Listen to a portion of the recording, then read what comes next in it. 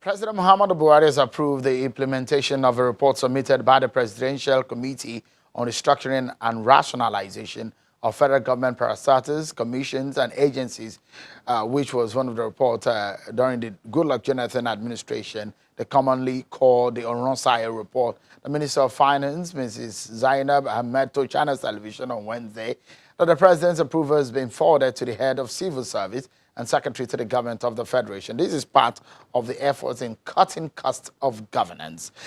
We are now being joined on telephone as we try as much as possible to connect with him via Skype, but due to network issues, we've been joined on the telephone by Senior Advocate of Nigeria, Mr. Femi Falana, who is also the Chairman, Alliance for Surviving COVID-19 and Beyond. Thank you so much, Mr. Falana, for coming on the program tonight. Give us your view on this move by the federal government in the implementation of the Oronsaye report. It's been talked about for several years.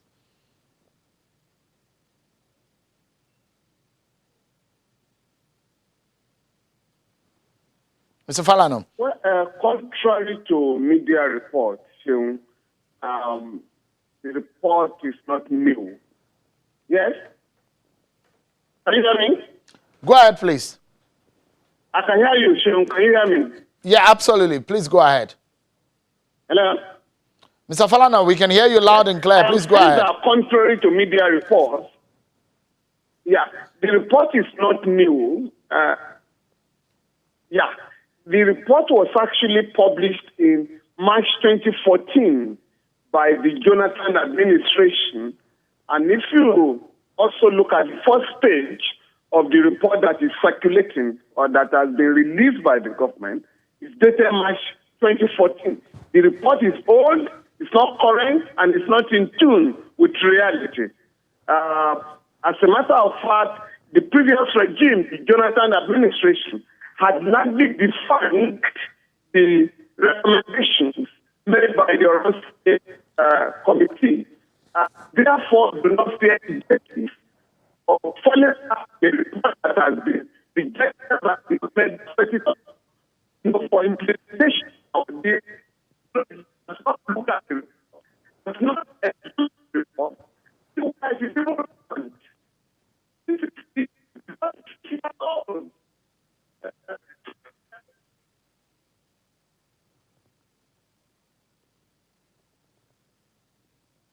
Well, we've been difficulties in the connection there. As soon as we're able to reconnect with Mr. Falana, we'll get his view on the Oronsaye report and the plans of the federal government. If I may show you some parts of the Oronsaye report, what it says. It's not a new report, of course. This has been in existence since the former President Goodluck Jonathan's administration. So some of part of it is an attempt in rationalizing what has been described as the bloating of civil service and the governance structure and system in Nigeria. Some part of the highlights, you can see there on your screen, the scrapping of some statutory agencies, abolition of some other agencies, merger of some other agencies. That report was specific in some of the agencies that should be merged and should be scrapped. The Minister of Finance on Wednesday mentioned how this is going to happen, and eventually we are hearing from the federal government that Oronsaye report will be implemented. And of course, on the program, we're still hoping that we're able to talk to Professor Kingsley Moghalu, former Deputy Governor of the CBN.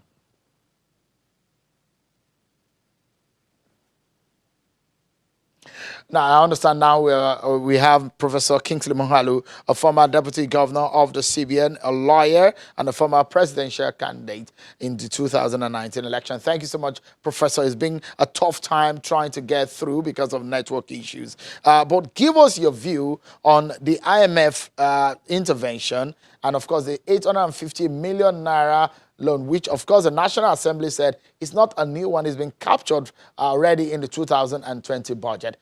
What are your views on that? Well, Cheryl, I think that while these loans may be seen by the government as necessary to get over the COVID crisis immediately, but it continues the trajectory that I think is wrong. the fundamental problems are not going to be solved by these loans. And I think we now need to begin to respond at a much more fundamental level to the fallout of the COVID crisis and the crash of oil prices. I've said that Nigeria, immediately after the crisis is over, Nigeria should begin a conference on constitutional restructuring because you can no longer count on oil to continue to sustain Nigeria, which is what has happened so far. That constitutional structure that we have had for the last several years has tied us more deeply into the resource cost oil. And it's time to break that cost. And the only thing that can break it is constitutional restructuring, proper federal arrangement. There's the two things, Professor, is how we are handling the situation of surrounding the economy at present while fighting the COVID-19 war. It's two war in that sense, fighting to sustain the economy and also fighting the unseen enemy, which is the health emergency. What are your thoughts on the way things are going, the inflation figures that we are seeing, the GDP, the cost of running the budget, and the fall in oil price? What do you think are immediate or urgent steps that must be taken by the federal government to sustain the economy? I'm sorry, I did not get you very well. The line is not very clear. I heard you talking about oil prices. I did not hear what came before. Yeah, so I was saying that I'm looking at the situation surrounding our economy in two ways. The way and manner it's being managed presently during the war against COVID, and how things will pan out after the COVID-19. So the post-COVID-19, what are your thoughts on what we must do as a nation to salvage this situation? Well, thank you. I think after COVID, there are a number of measures that Nigeria must take. I think as soon as the oil price gets back up, if it does, to over $40, Nigeria must begin to enter into hedging contracts that create a floor of revenues for no matter what the price fluctuations are. So I think that's very essential that we go into hedging.